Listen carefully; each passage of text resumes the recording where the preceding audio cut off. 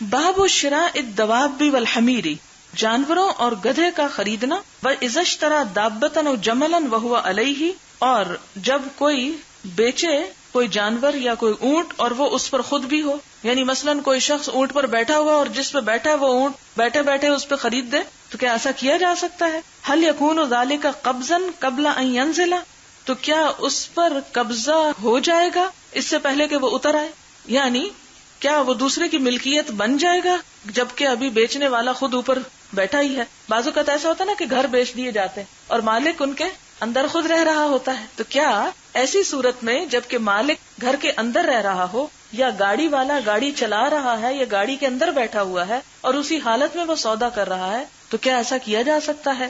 وقال ابن عمر رضی اللہ عنہما قال النبی صلی اللہ علیہ وسلم لعمر، نبی صلی اللہ علیہ وسلم نے حضرت عمر سے کہا، بعنیہ، اسے مجھ کو بیچ دو، یعنی جملا صعبا، یہ سخت گٹھا ہوا اونٹ جو ہے یہ مجھے دے دو۔ یہاں پھر یہ کہ وہ دوست تھے، خریدا اور انہوں نے اس کو پھر بیچ بھی ڈالا، اور یہاں جمل ہے، جمل کے ساتھ صعب، صعب کہتے ہیں مشکل کو، مشکل اونٹ یعنی جس کا کنٹرول مشکل تھا، جوان اونٹ ہوگا جس کو ابھی سدھانا یا اس سے کام لینا ایک مشکل چیز تھی، اس لیے اس کو جمل صعبا کہا گیا، یعنی مضبوط اعصاب کا ہٹا کٹا اونٹ۔ اور آپ نے دیکھا ہوگا کہ جب نئے نئے گھوڑے جوتتے ہیں ٹانگے میں تو کیا کرتے ہیں، ان کی باگیں کھینچ کے رکھنی پڑے، کبھی وہ ٹانگیں اٹھا لیتے ہیں، کبھی وہ زیادہ بھاگنے لگتے ہیں تو سواری کو بڑا خوار کرتے ہیں۔ تو ایسے ہی جمل انصاب بھی وہ اونٹ ہے کہ جس کو ہینڈل کرنا بڑا مشکل کام ہو۔ حدثنا محمد بن بشار حدثنا عبد الوهاب حدثنا عبید اللہ عن وهب بن کیسان عن جابر بن عبد اللہ رضی اللہ عنہما قال كنت مع النبی صلی اللہ علیہ وسلم فی غزات، حضرت جابر کہتے ہیں کہ میں ایک غزوے میں، ایک لڑائی میں حضور صلی اللہ علیہ وسلم کے ساتھ تھا، کہا جاتا ہے کہ غزوہ ذات الرقاع یا تبوک تھا۔ فأبطأ بی جملی، تو میرا اونٹ مجھے لے کر سست ہو رہا تھا، یعنی آہستہ چل رہا تھا، وآیا، اور تھک گیا۔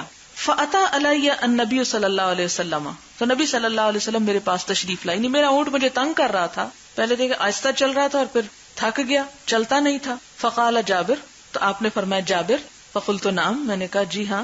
قال ما شأنک، کہا کیا قصہ ہے تمہارا، کیا حال ہے تمہارا، یہ کیا ہو رہا ہے؟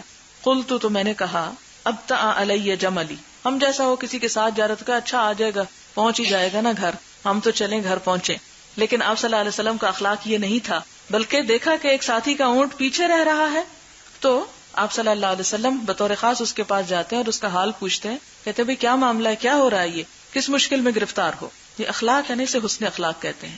ایک اور موقع پر، یعنی یہ اور موقع ہے، وہ اور موقع ہے، حضرت صفیہ کا اونٹ جو تھا وہ پیچھے بیٹھ گیا اور وہ زاروں قطار رونے لگ گئی، تو وہ روتی جاتی تھی اور حضور صلی اللہ علیہ وسلم اپنے کپڑے سے ان کے آنسو پونچھتے چلے جا رہے تھے۔ قلت ابطأ علی جملی وآیا فتخلفت، میں نے کہا کہ یہ میرا اونٹ بڑا سستی کر رہا ہے اور چلتا نہیں اور تھک گیا ہے تو میں پیچھے رہ گیا ہوں۔ فنزل، تو آپ اترے، یعنی آپ اپنی سواری سے اترے۔ یحجنہ بمحجنہ، تو آپ اس کو کھینچنے لگے محجن کے ساتھ، اور محجن کہتے ہیں ٹیڑھے منہ کی لکڑی، یعنی مخصوص لکڑی جس سے جانوروں کو کچوکے دیے جاتے ہیں۔ ثم قال، پھر فرمایا ارکب، اب جاؤ سوار ہو جاؤ۔ فرکبت، تو میں سوار ہو گیا۔ فلقد رأیتہ اکفہ، تو میں نے اسے دیکھا کہ میں اسے کھینچ رہا ہوں، یعنی پھر وہ اتنا تیز ہو گیا کہ مجھے اسے کھینچ کے رکھنا پڑا۔ ان رسول اللہ صلی اللہ علیہ وسلم، نبی صلی اللہ علیہ وسلم سے بھی، یعنی پہلے چلتا نہیں تھا، پھر آپ نے جب اس اونٹ کو تھوڑا بہت ہلایا جلایا تو پھر آپ صلی اللہ علیہ وسلم بھی ساتھ چل رہے تھے اور حضرت جابر بھی، دونوں ساتھ ساتھ چلنے لگے۔ تو اب ظاہر ہے کہ جیسے دو لوگ چلتے ہیں تو دو سواریاں ساتھ ساتھ جیسے چل رہی ہیں، تو جابر کی سواری آگے بڑھنے لگی تو وہ کھینچ کھینچ کے رکھتے تھے کہ حضور ساتھ جا رہے ہیں تو میں ساتھ ساتھ رہوں۔ اب کیا ہوتا ہے، تو آپ پوچھتے ہیں تزوجتا، تم نے شادی کر لی؟ قلت نعم، جیسے گپ شپ ہوتی ہے اسی طرح جیسے انسان سفر میں جا رہا ہوتا ہے تو انسان باتیں شروع کر دیتا ہے، لیکن آپ دیکھیں گے کہ آپ کی ہر بات کے اندر بھی تعلیم ہے، صرف گپ شپ نہیں ہے بلکہ اچھے مشورے بھی ساتھ شامل ہیں۔ تو اب یہ ہے کہ دونوں سوار جا رہے ہیں اونٹ پر، حضرت جابر اپنا اونٹ کھینچ رہے ہیں کہ وہ حضور سے آگے نہ نکلے، اور آپ پوچھتے ہیں اچھا شادی کر لی تم نے؟ قلت نعم، میں نے کہا جی ہاں۔ قال بکرن ام سیبا، کس سے کی ہے، کنواری لڑکی سے یا شادی شدہ سے، یعنی طلاق یافتہ یا بیوہ سے؟ قلت بل سیبا، میں نے کہا کہ میں نے بیوہ سے شادی کی ہے۔ قال افلا جاریتن، تم نے کسی لڑکی سے شادی کیوں نہ کی، یعنی کنواری سے شادی کیوں نہ کی؟ تلاعبھا و تلاعبک، کہ تم اس سے کھیلتے اور وہ تم سے کھیلتی، یعنی اپنی ہم عمر سے شادی کیوں نہ کی؟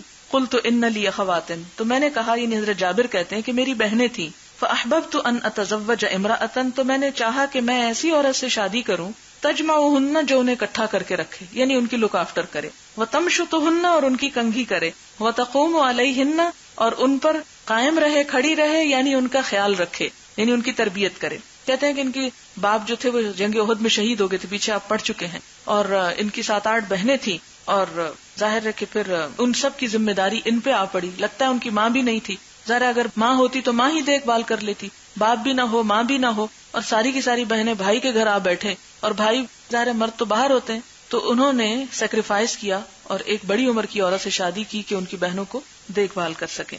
قال، کہا، اما انک قادم، اچھا تو پھر تم اب پہنچنے والے ہو، آنے والے ہو، یعنی شادی کی ہے، اب تم گھر پہنچو گے۔ فاذا قدمت، تو جب تم گھر آ جاؤ، فالکیس الکیسا، تو پھر خوش ہو جانا، یعنی تمہاری بیوی تمہارا استقبال کرے گی، یعنی اسے چھیڑ رہے ہیں ایک طرح سے۔ ثم قال، پھر کہنے لگے آپ صلی اللہ علیہ وسلم، اتبیع جملک، اپنے اونٹ کو بیچو گے مجھے، یہ جو تمہیں ستاتا ہے اونٹ مجھے بیچ دو۔ قلت نعم، میں نے کہا جی ہاں۔ فاشتراہ منی بأوقیۃ، تو آپ صلی اللہ علیہ وسلم نے وہ ایک چاندی کے اوقیہ کے بدلے مجھ سے خرید لیا۔ اب یہاں سے امام بخاری کہہ رہے ہیں کہ وہ اونٹ پہ بیٹھے ہوئے تھے، تو بیٹھے بیٹھے سودا کر لیا، یعنی یہ نہیں کہا کہ جب تم گھر پہنچو تو پھر اتر کے تو پھر میں تم سے یہ خریدوں گا، نہیں، اسی حالت میں سودا کر لیا۔ ثم قدم رسول اللہ صلی اللہ علیہ وسلم قبلی، پھر نبی صلی اللہ علیہ وسلم مجھ سے پہلے پہنچ گئے۔ وقدمت بالغداۃ، اور میں اگلے دن صبح کو پہنچا۔ فجئنا الی المسجد، ہم مسجد کو آئے۔ فوجدته علی باب المسجد، تو میں نے آپ کو مسجد کے دروازے پر پایا۔ قال الآن قدمت، آپ نے پوچھا اب پہنچے ہو؟ قلت نعم، میں نے کہا جی ہاں۔ قال فدع جملک، تو آپ نے فرمایا کہ اپنے اونٹ کو چھوڑ دو۔ فادخل، پس داخل ہو۔ فصلی رکعتین، تو 2 رکعتیں نماز پڑھو۔ یعنی جب سفر سے انسان واپس آئے، اور آپ کا طریقہ یہی ہوتا تھا کہ پہلے مسجد جاتے، نماز پڑھتے، پھر گھر تشریف لے جاتے، اور اس سے ایک مقصود یہ بھی ہوتا تھا کہ گھر والوں کو پتہ چل جائے کہ قافلہ واپس آ چکا ہے، کہ وہ بھی استقبال کی تیاری کر سکیں۔ وہ کہتے ہیں فدخلت فصلیت، تو میں اندر داخل ہوا، میں نے نماز پڑھی۔ فامر بلالا، تو آپ نے حضرت بلال کو حکم دیا، ان یزن لہ اقیہ، کہ ان کے لیے ایک اوقیہ چاندی جو ہے وہ تول دیں، یعنی اونٹ کی قیمت دے دیں، مراد یہ تھا۔ فوزن لی بلال، تو بلال نے میرے لیے وزن کیا۔ فرجح فی المیزان، اور میزان کو جھکایا، یعنی جب تولا تو تولنے میں جھکا کے تولا، زیادہ تولا مراد ہے۔ فانطلقت، تو میں چل دیا، حتی ولیت، یہاں تک کہ میں پیٹ موڑ گیا۔ فقال ادع لی جابرا، تو آپ نے فرمایا جابر کو میرے پاس بلا لاؤ۔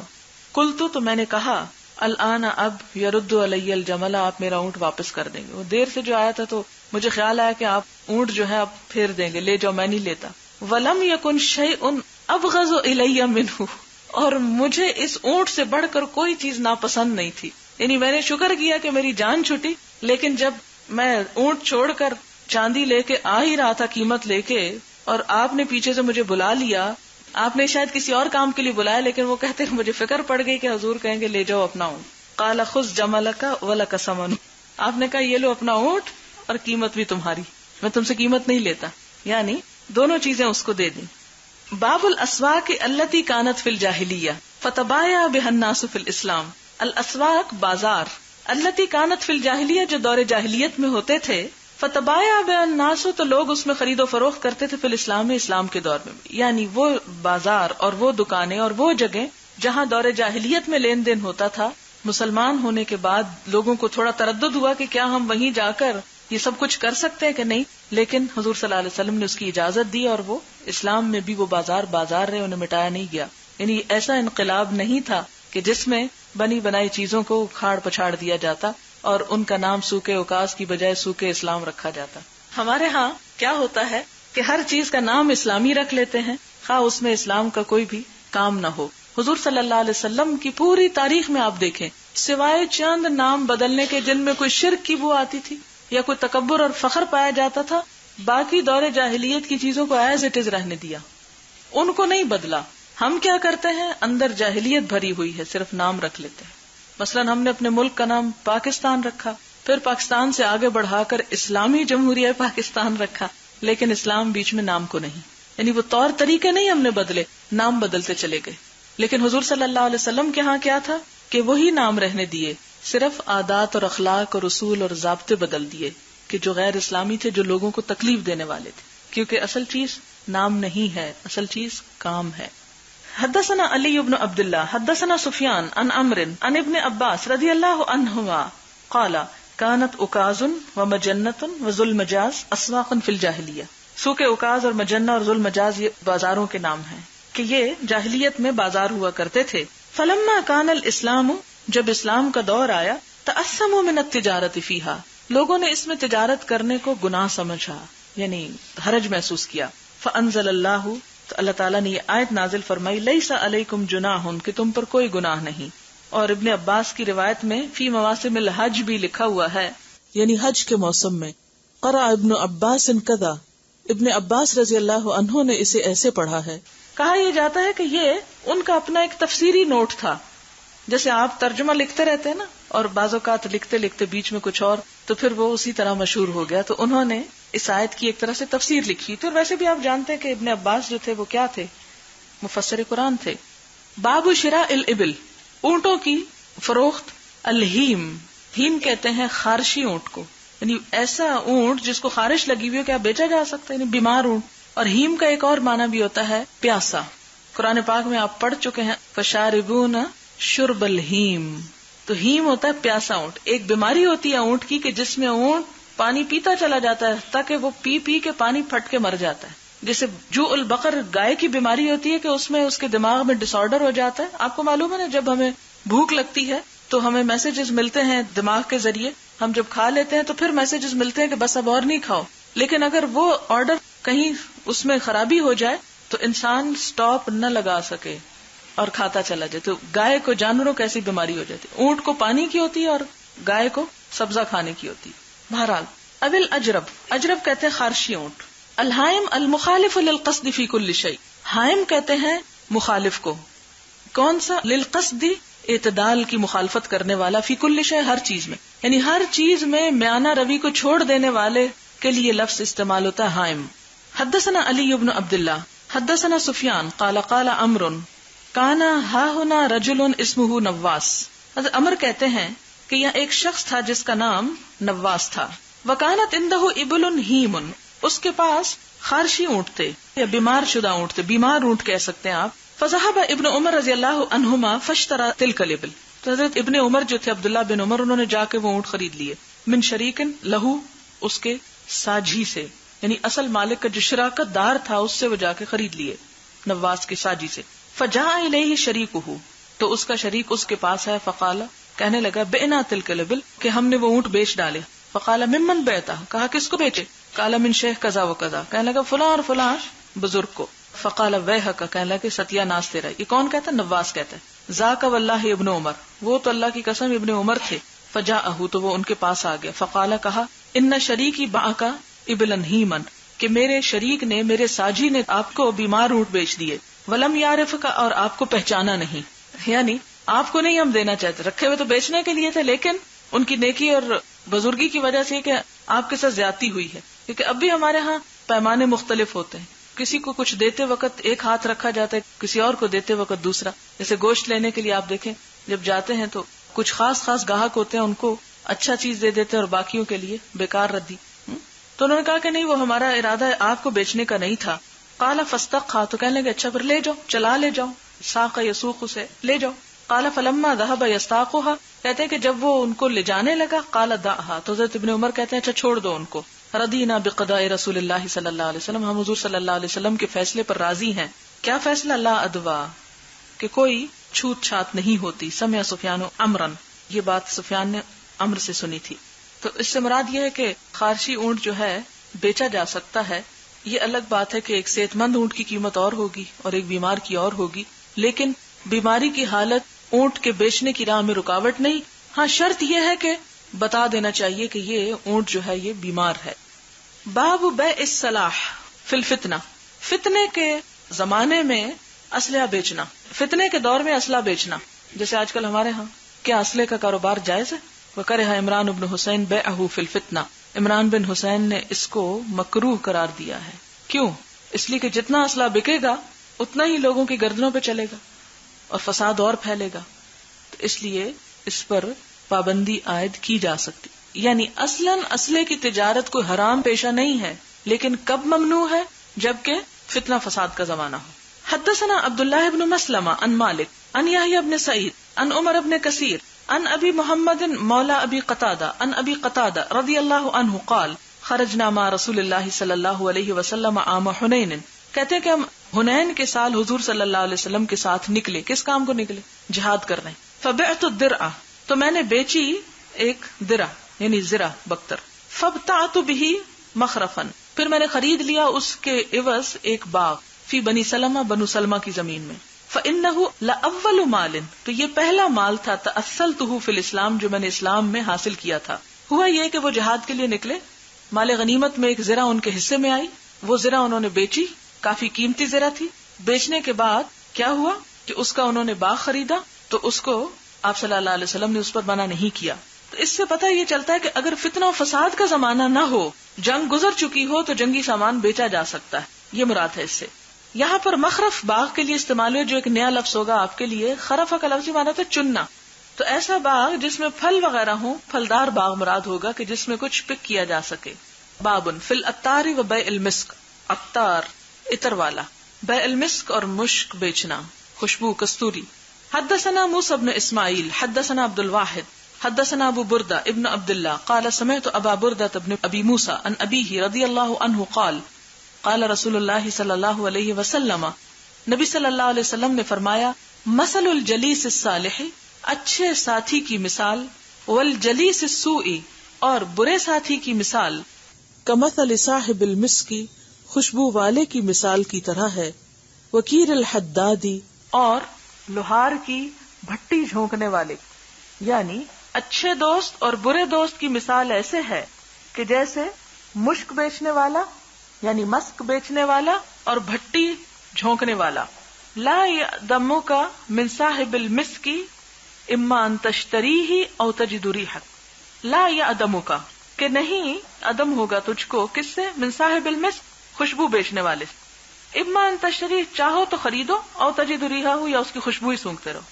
یعنی اگر کسی ایسی دکان میں آپ جا کے بیٹھ جاتے ہیں کہ جہاں پر عطر کی خرید و فروخت ہوتی، تو خواہ آپ خریدیں یا نہ خریدیں، جتنی دیر وہاں بیٹھیں گے، جتنی بوتلیں کھلیں گی، وہ خرید و فروخت ہوگی، تم خوشبو ہی سونگتے رہو گے. تو ایک اچھی مجلس میں خواہ آپ اس نیت سے نہ بھی گئے ہو کہ آپ کسی سے کچھ سیکھ کر آئیں، لیکن اچھے انسان کے پاس جب آپ بیٹھیں گے تو ضروری نہیں کہ آپ کو کچھ آپ کے سوالوں کا ہی جواب ملے، اس شخص کی اچھی باتوں سے، اچھے طرز عمل سے کچھ نہ کچھ آپ حاصل کرتے ہی چلے جائیں گے. اس کے برعکس اگر آپ کسی بری مجلس، بری صحبت، بری جگہ پر جا کر بیٹھتے ہیں تو اس کی مثال ایک بھٹی جھونکنے والے کی طرح ہے کہ خواہ آپ اس سے کچھ لین دین نہ کریں، لیکن جتنی دیر وہاں بیٹھیں گے اس کا جو دھواں ہے بھٹی کا جلنے کے بعد جو اٹھ رہا ہے، وہ آپ کو بدمزہ کرتا رہے گا، آپ کے کپڑے کالے کرے گا، آپ کے آکسیجن ختم ہوگی، آپ کی صحت کی خرابی ہوگی اور بہت سے نقصان ہو سکتے ہیں. فرمایا یحرق بیتک، تو اگر آپ کا گھر اس کے ساتھ ہوگا بھٹی والے کے، تو ہو سکتا ہے آپ کا گھر بھی جل جائے، اور صوبہ کا یا تمہارے کپڑے ہی جل جائیں. اور تجد ریحا منہ خبیثۃ، یا اس سے خبیث قسم کی بو تمہیں پہنچتی رہے. یہ بڑی زبردست حدیث ہے اس باب میں کہ انسان دوست کے اختیار میں بہت احتیاط سے کام لے، کہ انسان جس مجلس میں بیٹھتا ہے، جس شخص کے پاس بیٹھتا ہے، اسی طرح کا رنگ اس پر بھی چڑھنے لگتا ہے. خوشبو والے کے پاس بیٹھ کر اس کے لباس میں خوشبو بھی. اور اس بھٹی کی مثال آپ شاید نہ سمجھے کہ بھٹی آپ نے کبھی دیکھی نہیں. اس کی مثال آپ کو دوں گی کہ اگر آپ کبھی کسی گاڑی بس میں ٹریول کریں جہاں کوئی اسموک کر رہا ہو، تو آپ بے شک خود اسموک نہ بھی کریں، لیکن اس کا دھواں آپ کے لیے بھی اتنا ہی نقصان دہ ہے جتنا اسموکنگ کرنے والے کے لیے. یعنی اسموکنگ کرنے والا صرف اپنے آپ کو نہیں نقصان پہنچاتا، اپنے آس پاس بیٹھنے والوں کو بھی نقصان دے رہا ہوتا ہے. اور اگر آپ تک دھواں نہیں بھی پہنچ رہا تو آپ کے کپڑے جو ہوتے ہیں وہ اس دھوئیں کو اپنے اندر جذب کر لیتے ہیں. پھر جب آپ گھر آتے ہیں تو آپ دیکھتے ہوں گے کہ جو بھی آپ کے قریب آئے وہ کہتا ہے کہ جی آپ کے کپڑوں میں اسمیل ہے، حالانکہ آپ کا اس میں کوئی قصور نہیں. قصور آپ کا صرف اتنا کہ آپ نے اپنے بیٹھنے کے لیے وہ جگہ اختیار کی. تو پھر آپ دیکھیں کہ اس سے ایک اور بڑی بات پتہ چلتی ہے کہ ہم اس وقت تک اللہ کی اطاعت پہ قائم نہیں رہ سکتے جب تک کہ ہمارا ماحول ایسا نہ ہو. ہمیں صرف اپنی ذات کی اصلاح نہیں کرنی، اپنے ماحول، اپنے گھر، اپنے معاشرے کی اصلاح بھی کرنی، تاکہ ہر جگہ سے خوشگوار خوشبو کے جھونکے آئیں، جہاں دیکھیں وہ ہمیں معطر ہی کرے. یعنی جنت آپ کے اندر نہیں بستی، آپ کے ماحول میں بستی ہے، وہ ماحول جنت بنائے. باب ذکر الحجام، حجام یعنی پشنے لگانے والے کا بیان. حدثنا عبداللہ ابن یوسف اخبرنا مالک عن حمید عن انس ابن مالک رضی اللہ عنہ قال حجم ابو طیبہ رسول اللہ صلی اللہ علیہ وسلم، ابو طیبہ نے حضور صلی اللہ علیہ وسلم کو پچھنے لگائے. فامر له بصاع من تمر، تو آپ نے حکم دیا کہ اس کو 1 صاع کھجور دی جائے. وامر اہلہ ان یخففوا من خراجہ، اور اس کے مالک کو حکم دیا کہ وہ اس کے محصول میں سے کچھ کمی کر دیں. اب اس حدیث سے 2 باتیں سمجھنے کی. پیچھے آپ دیکھیں کہ ایک شخص نے اپنے غلام کے جو پچنے کے اوزار تھے وہ توڑ ڈالے تھے، اور یہاں پر آپ دیکھ رہے ہیں کہ اسی پیشے کو جائز قرار دیا جا رہا ہے. تو فرق کس بات کا ہے؟ فرق یہ ہے کہ اگر ایک ہی پیشے سے آپ جائز کام کر رہے ہیں تو وہ ٹھیک ہے، اگر اسی سے ناجائز کرنے لگیں گے تو وہ حرام ہو جائے گا. وہاں وہ گودنے کا کام کرتا تھا اس لیے اسے منع کیا گیا، لیکن یہاں وہ ایک علاج کے لیے کر رہا ہے تو اس کی اجازت ہے. مثلا آپ دیکھیں کہ ایک ڈاکٹر جو ہے اگر کسی کی جان بچانے کے لیے کسی کا آپریشن کرتی ہے، یا جیسے گائنیکولوجسٹ ہے تو وہ الگ بات ہے، لیکن اگر اسی پیشے سے وہ ابارشن کے ذریعے پیسہ کمانے لگتی ہے تو وہ ایک حرام کام ہے. تو یہ پیشہ تو ایک ہی ہے لیکن اس کا جو استعمال ہے وہ مختلف ہے، اس لیے اس کے جائز یا ناجائز ہونے میں اصل اس طریقہ کار کو دخل ہے یا اس مقصد کو جس کے لیے وہ کام کیا جا رہا ہو. پھر اسی طرح یہاں پر آپ دیکھیں کہ دوسری بات یہ پتہ چلتی ہے کہ آپ صلی اللہ علیہ وسلم نے اس کے جو مالک تھے اس سے خراج کم کرنے کو کہا. یہ کیا بات ہوئی؟ ہوتا یہ تھا کہ لوگ جو غلام خریدتے تھے ان سے مزدوری کروا کے دہاڑی لیا کرتے تھے. مثلا یہ ہے کہ اسے اوزار بھی دے دیا اور پھر کہا کہ جاؤ تم کام کرو، بس ڈیلی ہمیں اتنے چاہیے تم سے. اب اسے کام ملے یا نہ ملے اسے ڈیلی پے کرنی اپنے مالک کو، یا ایک پرسنٹیج طے ہوتی تھی کہ اتنے پرسنٹ جو تم کماؤ گے. مثلا آپ دیکھیں کہ بعض لوگ ٹیکسی لے کے کسی کو دے دیتے اور اسے طے کر لیتے کہ روز کا ہمیں اتنا دے دینا تم. تو اب یہ ہے کہ آپ صلی اللہ علیہ وسلم نے اس سے علاج کرایا، اسے اجرت بھی دی، اور اس کے ساتھ اس کے مالک سے یہ ریکویسٹ بھی کی کہ جو تم اس سے لیتے ہو پرسنٹیج اس میں کمی کر دو، یعنی کچھ اسے اپنے لیے بھی کمانے دو.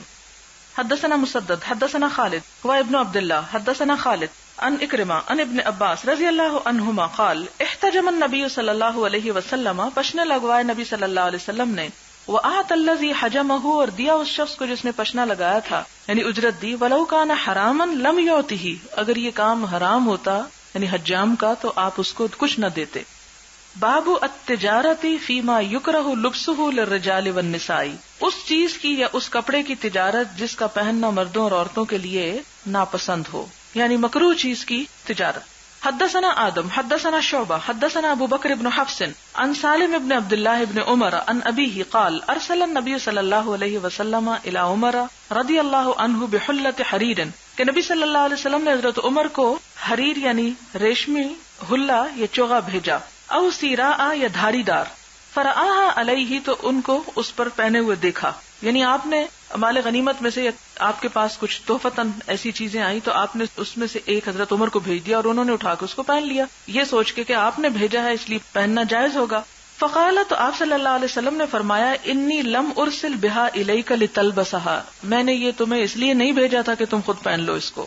انما یلبسہا، یہ تو وہ شخص پہنتا ہے من لا خلاق لہ، جس کا کوئی حصہ نہیں یعنی آخرت میں. انما بعثت الیک، یہ میں نے تیری طرف اس لیے بھیجا، لتستمتع بہا، کہ تم اس سے فائدہ اٹھا لو، یعنی تبیعھا، اس کو بیچ ڈالو.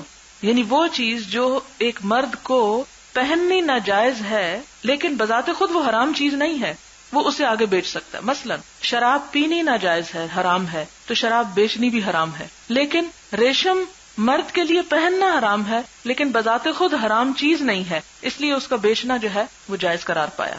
حدثنا عبداللہ بن یوسف اخبرنا مالک عن نافع عن القاسم بن محمد عن عائشة ام المؤمنین رضی اللہ عنہا انها اخبرته انها اشترت نمرقة فيها تصاویر، کہ حضرت عائشہ نے ایک تکیہ خریدا جس کے اوپر کچھ تصویریں بنی ہوئی تھی.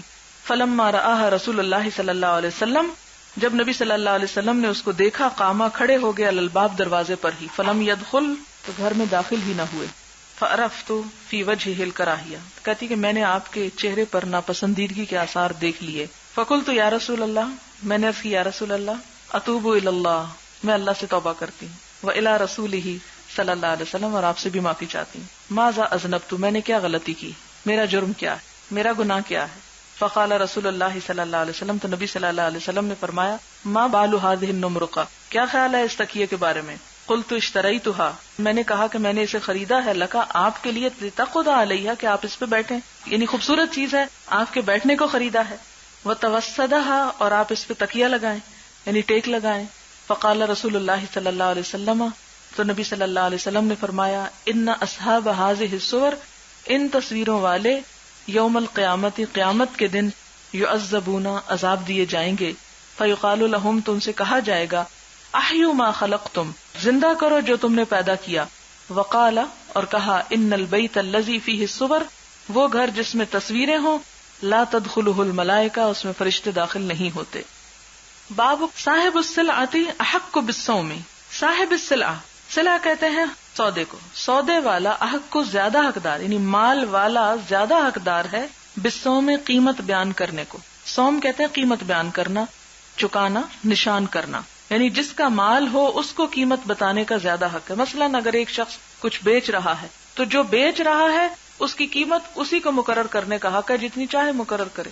حدثنا موسى بن اسماعیل حدثنا عبد الوارث عن ابی التیاح عن انس رضی اللہ عنہ قال قال النبی صلی اللہ علیہ وسلم، نبی صلی اللہ علیہ وسلم نے فرمایا، یا بنی النجار، اے بنو نجار، سامنونی، قیمت لگاؤ مجھ کو، بحائطکم، اپنے اس باغ کی، وفیہ خربن، اس میں کچھ کھنڈرات تھے، ونخلن، اور کھجور کے درخت تھے۔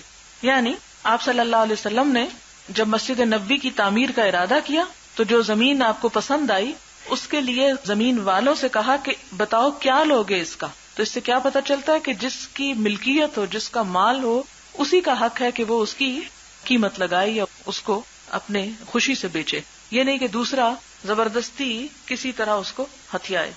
باب کم یجوز الخیار، کتنا جائز ہے اختیار، یعنی کب تک بیع توڑنے کا اختیار باقی رہتا ہے، کب تک اسے قائم رکھا جا سکتا ہے۔ حدثنا صدقۃ اخبرنا عبد الوهاب قال سمعت يحيى قال سمعت نافعا عن ابن عمر رضی اللہ عنہما عن النبي صلی اللہ علیہ وسلم قال، آپ نے فرمایا، ان المتبايعين، دونوں خرید و فروخت کرنے والے، بالخیار، اختیار کے ساتھ ہیں، فی بیعہما، اپنی تجارت میں، ما لم يتفرقا، جب تک کہ وہ جدا نہ ہو جائیں، الگ نہ ہو جائیں، او یکون البیع خیارا، یا پھر خود بیع خیار ہو، یعنی ایسی تجارت جس میں یہ ساتھ ہی لکھا ہوا ہو کہ یہ کسی بھی وقت واپس ہو سکتی ہے۔ وقالا نافع کہتے ہیں، وکانا ابن عمر اذا اشترى شیئا، کہ ابن عمر جب کوئی چیز خریدتے تھے، یعجبہ، جس کو وہ پسند کرتے، فارق صاحبہ، تو اس کے بیچنے والے سے جلدی الگ ہو جاتے تھے، یعنی کہیں واپس نہ لے لے۔ حدثنا حفص بن عمر حدثنا حمام عن قتادہ عن ابی الخلیل عن عبد اللہ بن الحارث عن حکیم بن حزام رضی اللہ عنہ عن النبی صلی اللہ علیہ وسلم قال، آپ نے فرمایا، البیعان بالخیار، بائع اور مشتری اختیار کے ساتھ ہیں، ان کو اختیار ہے، ما لم یفترقا، جب تک کہ وہ جدا نہ ہو جائیں۔ وزاد احمد حدثنا بہز قال قال حمام فذکرت ذلك لابی التیاح، وہ کہتے ہیں کہ میں نے یہ بات ابو التیاح کو بیان کی، فقال، تو کہا، کنت مع ابی الخلیل، میں ابو الخلیل کے ساتھ تھا، لما حدثہ عبد اللہ بن الحارث بهذا الحدیث، جب عبداللہ بن حارث نے ان کو یہ حدیث بتائی تھی۔ باب اذا لم یوقت فی الخیار، جب اختیار میں یا اس کی مدت میں کوئی وقت مقرر نہ کیا جائے، حل یجوز البیع، تو کیا بیع جائز ہوگی یا نہیں، یعنی اگر کوئی اختیار کی مدت نہیں تو پھر اس صورت میں کیا ہوگا۔ حدثنا ابو النعمان حدثنا حماد بن زید حدثنا ایوب النافع عن ابن عمر رضی اللہ عنہما قال قال النبی صلی اللہ علیہ وسلم، آپ نے فرمایا، البیعان بالخیار ما لم يتفرقا او یقول احدهما لصاحبه اختر، یعنی ایک تو یہ ہے کہ جدا ہونے تک ہی اختیار ہے، یا دوسری صورت کیا ہے کہ ایک ان میں سے دوسرے سے کہے کہ اختیار کر لو، مدت طے کر لو۔ وربما قال او یکون بیع خیار، یا پھر بیع میں اختیار کی شرط ہو، اگر وہ شرط مقرر کر لی گئی ہے تو جدا ہونے کے بعد بھی اختیار باقی رہے گا، ادروائز اختیار ختم ہو جائے گا، یعنی کس چیز کا اختیار، سودا لوٹانے کا یا قیمت لوٹانے کا۔ باب البیعان بالخیار ما لم يتفرقا، وبه قال ابن عمر وشريح والشعبي وطاووس وعطاء وابن ابي مليكة حدثنا اسحاق اخبرنا حبان بن هلال قال حدثنا شعبة قال قتادة اخبرني عن صالح ابي الخليل عن عبد الله بن الحارث قال سمعت حكيم بن حزام، کہتے ہیں کہ میں نے حکیم بن حزام سے سنا رضی اللہ عنہ عن النبی صلی اللہ علیہ وسلم قال، کہ آپ نے فرمایا، البیعان بالخیار ما لم يتفرقا فان صدقا وبینا بورک لہما وان کذبا وکتما محقت برکت بیعہما، حدثنا عبد الله بن يوسف اخبرنا مالك عن نافع عن ابن عبد الله بن عمر رضي الله عنهما ان رسول الله صلى الله عليه وسلم قال المتبايعان كل واحد منهما بالخيار على صاحبه ما لم يتفرقا الا بالخيار. کہ مراد کیا ہے کہ خریدنے اور بیچنے والا دونوں کو ایک دوسرے کے مقابل اختیار ہے جب تک جدا نہ ہو، لیکن بے خیار میں، یعنی وہ تجارت جس کے اندر ایک پیریڈ مقرر کر لیا جائے کہ اس وقت تک سودا لیا دیا جا سکتا ہے. جیسے آپ نے دیکھا ہوگا کہ ویسٹ میں عموماً جو سٹورز وغیرہ پر آپ جب تک رسید سنبھال کے رکھیں تو بعض اوقات سال کے اندر 6 ماہ کے اندر ایک محدود مدت کے اندر آپ جب چاہیں سامان واپس لے جا کے پیسے لا سکتے ہیں. لیکن اگر یہ مدت مقرر نہیں ہے تو اس صورت میں پھر بیچنے والا ذمہ دار نہ ہوگا.